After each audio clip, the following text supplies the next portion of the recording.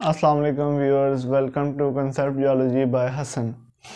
हम first year की biology से अपना सेकंड चैप्टर हमने स्टार्ट किया हुआ है, जिसमें हमने इससे प्रीवियस हमने कार्बोहाइड्रेट को मुकम्मल जो है वो कंप्लीट कर लिया है।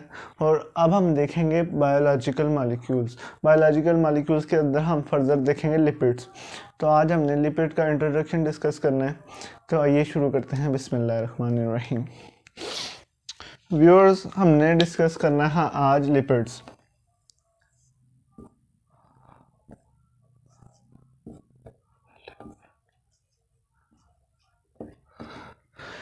लिपिड भी एक बायोलॉजिकल मॉलिक्यूल है। ये भी कार्बोहाइड्रेट और प्रोटीन की तरह ही है, पर ये उनसे थोड़ा सा डिफरेंट है। वो डिफरेंट किस तरह है वो आज हमने देखना है। तो व्यूअर, सबसे पहले बात वो करता है कि ये हाइड्रोजीनियस ग्रुप ऑफ कंपाउंड्स हैं।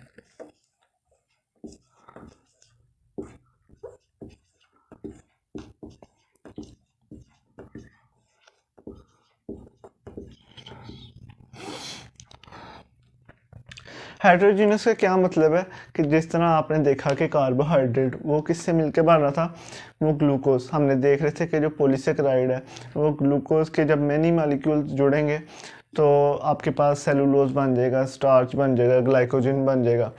और जिस तरह प्रोटीन के केस में क्या है कि अमीनो एसिड की लॉन्ग चेन आपस में जुड़ेगी, पॉलीपेप्टाइड बनेगी, तो उसको हम कह देंगे प्रोटीन, अमीनो एसिड।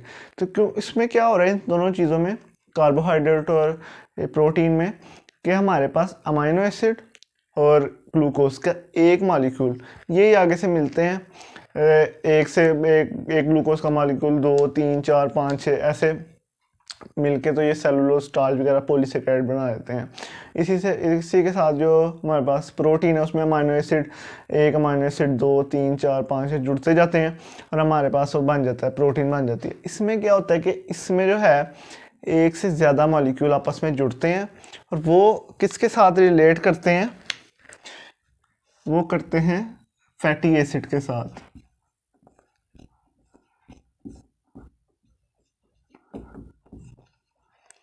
एक से जो मुख्तलिफ मॉलिक्यूल्स हैं लिपिड के केस में, उनके पास सबके पास फैटी एसिड तो होता है, पर उसमें जो मॉलिक्यूल जो जोड़े होते हैं फैटी एसिड के साथ वो मुख्तलिफ हो जाते हैं, जिससे जो टाइप है वो भी चेंज हो जाती है, लिपिड की टाइप। ये जो केस है फैटी एसिड का, फैटी एसिड तो हर एक के साथ होगा, पर ये जो हेट्रोजीनस इसलिए है कि ये एक से ज़्यादा मॉलिक्यूल्स जुड़ के तो हमारे पास लिपिड बनाते हैं। तो ये तो बात होगी क्लियर। उसके बाद अगली इसकी प्रॉपर्टी में वो कहता है कि ये जो होते हैं ना लिपिड्स, ये होते हैं hydrophobic in nature. Hydrophobic. Viewers, hydro का तो आपको पता है कि हाइड्रो क्या होता है। हाइड्रो वाटर, और फोबिक आपके पास क्या होता है, हेटिंग।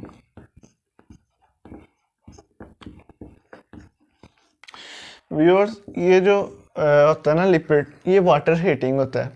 अब चूंकि ये वाटर हेटिंग है तो ज़ाहिर बात है ये वाटर में डिज़ोल्व तो नहीं होगा, तो ये क्या हो गया, ये जो लिपिड्स हैं ये नॉन पोलर हैं, ठीक है, वाटर में डिज़ोल्व नहीं होते। तो ये फिर अगर वाटर में पोलर में डिज़ोल्व नहीं होते तो ये किस में डिज़ोल्व होते हैं, ये डिज़ोल्व होते हैं नॉन पोलर ऑर्गेनिक सॉल्वेंट में डिज़ोल्व होते हैं। तो हमारे पास आपको पता है नॉन पोलर ऑर्गेनिक सॉल्वेंट कौन से हैं, अल्कोहल में डिज़ोल्व होते हैं, ये ईथर में डिज़ोल्व होते हैं, क्लोरोफॉर्म में डिज़ोल्व होते हैं, क्योंकि ये नॉन पोलर है, ऑर्गेनिक सॉल्वेंट है। और ये जो हमारे पास लिपिड है हाइड्रोफोबिक है, नॉन पोलर है। और ये किस में होते हैं, ये कार्बन टेट्राक्लोराइड में। ये हमारे पास क्या है, ये सारे हमारे पास नॉन पोलर हैं, तो लिपिड इनमें डिज़ोल्व हो जाते हैं। ठीक है।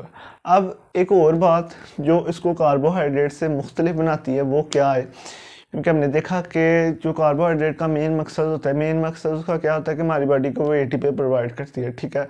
तो अब ये लिपिड है, ये उससे डिफरेंट क्यों है? ये उससे डिफरेंट इस वजह से है कि ये जो है ये भी एनर्जी अपने अंदर स्टोर करते हैं लिपिड्स, पर एक डिफरेंस है इनमें। इनकी जो एनर्जी स्टोर है ना वो कार्बोहाइड्रेट से ज़्यादा है, काफ़ी ज़्यादा है।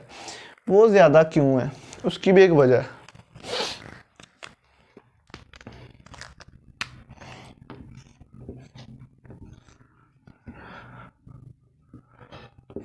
ड्यू टू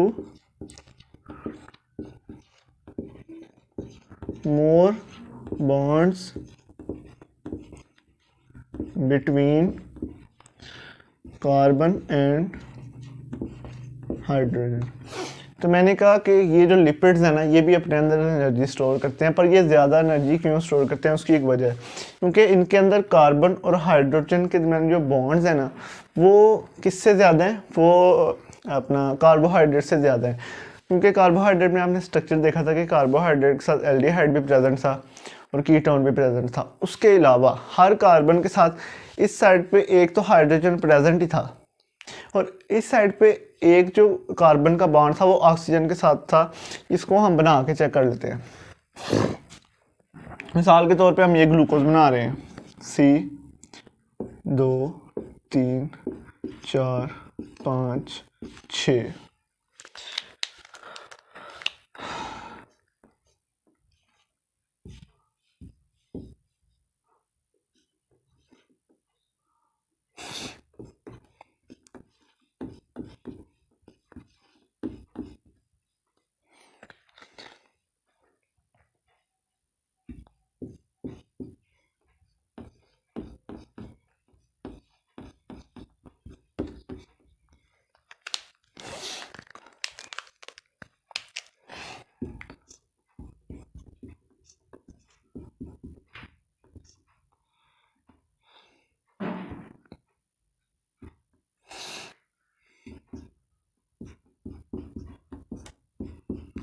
तो ये हमारे पास ग्लूकोज का स्ट्रक्चर है, ठीक है। अब देखें ये जो कार्बन का बॉन्ड है ये एक तो हाइड्रोजन के साथ अटैच है, एक जो है ऑक्सीजन के साथ अटैच है, दूसरा हाइड्रोजन के साथ है, ये भी ऑक्सीजन के साथ अटैच है, ये भी ऑक्सीजन के और ये भी ऑक्सीजन के साथ अटैच है।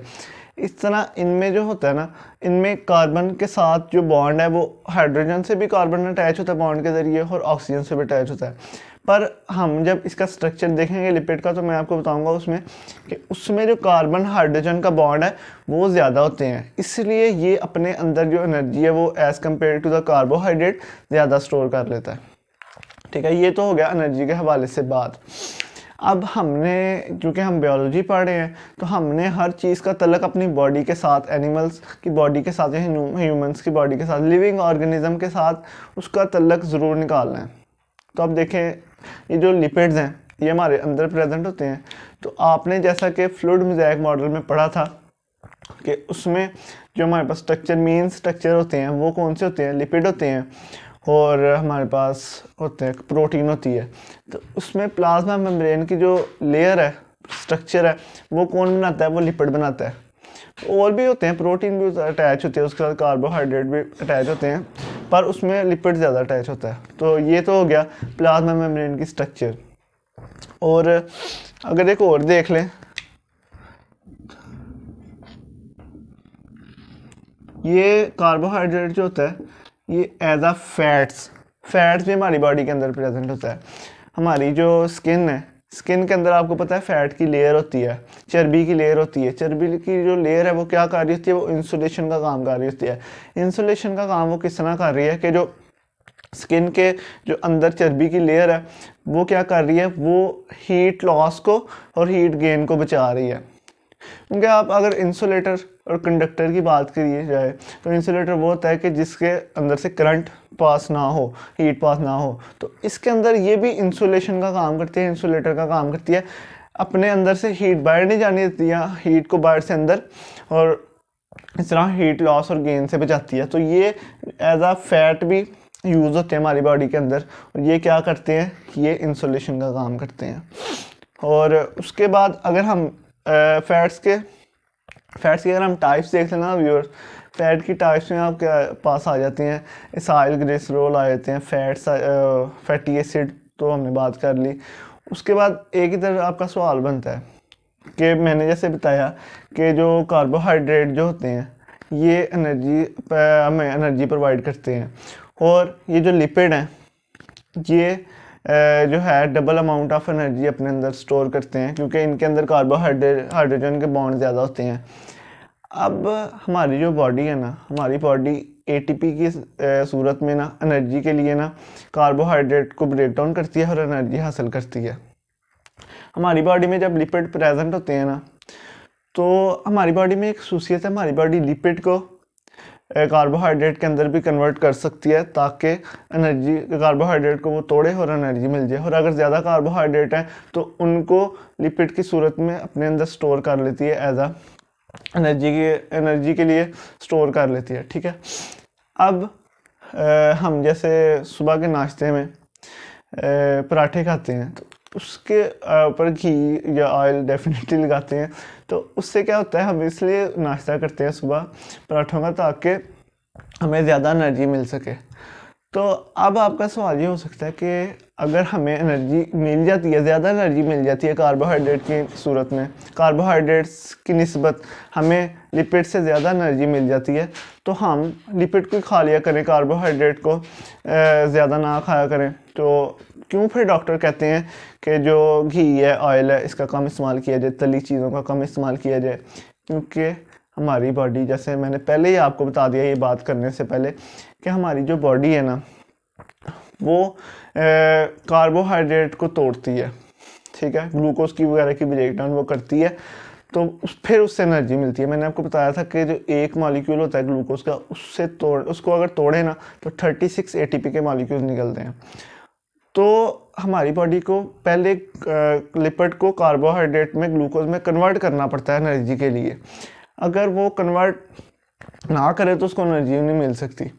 तो हमें क्या करना पड़ेगा, अगर हमारे अंदर बॉडी के अंदर फैट ज़्यादा हो जाएगा, कि ऑयल ज़्यादा हो जाएगा, तो हमारी बॉडी को ज़्यादा काम करना पड़ेगा उसको तोड़ के, तो कार्बोहाइड्रेट ग्लूकोज में कन्वर्ट करने के लिए। किसको? लिपिड को ज़्यादा तोड़ना पड़ेगा, ऑयल और घी को ज़्यादा तोड़ना पड़ेगा, ताकि हम उसको किस में तोड़ें? ग्लूकोज में, फिर हमें एनर्जी मिले। तो अगर हमारी बॉडी को ज़्यादा काम करना पड़ेगा उसको तोड़ने में, तो हमारे जो ऑर्गन्स हैं, वो बॉडी की जो एफिशिएंसी है, ज़्यादा एटीपी एनर्जी जो उधर लगेगी तोड़ने में, तो इसलिए हमारी बॉडी के ये नुकसानदेह है कि हमारी बॉडी को ज़्यादा काम करना पड़ेगा। इससे ये अच्छा नहीं है कि हम ग्लूकोज, कार्बोहाइड्रेट, सिंपल कार्बोहाइड्रेट खाएं और हमें एनर्जी मिल जाए। इसके बरक्स क्या कि हम लिपिड खाएं, लिपिड को तोड़ें कार्बोहाइड्रेट पे, फिर कार्बोहाइड्रेट को तोड़ें, फिर एनर्जी मिले। तो इसलिए डॉक्टर्स कहते हैं कि तली हुई चीज़ें कम खाओ, ताकि हमारी बॉडी को कम ब्रेक डाउन के लिए ज़ोर लगाना पड़े। ठीक है, तो ये एक पॉइंट था जिसका क्लियर होना ज़रूरी था। उसके बाद हमारे पास वैक्सीज हैं। वैक्सीज ये एक्सोस्केलेटन में प्रेजेंट होते हैं इंसेक्ट्स के। उसके बाद क्यूटेन है। क्यूटेन प्लांट्स के ऊपर क्यूटिकल पे एक लेयर प्रेजेंट होती है, प्लांट्स पे, फ्रूट्स पे। तो ये हमारे पास लिपिड का इंट्रोडक्शन था। अब इसके बाद हम साइल ग्लिसरॉल वगैरह को, जो और आगे इसकी टाइप्स हैं, इनके स्ट्रक्चर फिर देखेंगे इंशाल्लाह। तो आज की वीडियो के हवाले से किसी का भी कोई क्वेश्चन है तो वो कमेंट सेक्शन में पूछ सकता है, उसको इंशाल्लाह जवाब ज़रूर दिया जाएगा। और आपसे मुलाकात होंगी इंशाल्लाह नेक्स्ट वीडियो में। तब तक के लिए अपने चाहने वालों का बहुत सा ख्याल रखें और मुझे दुआओं में याद रखा करें। ओके, फ़ी अमान अल्लाह।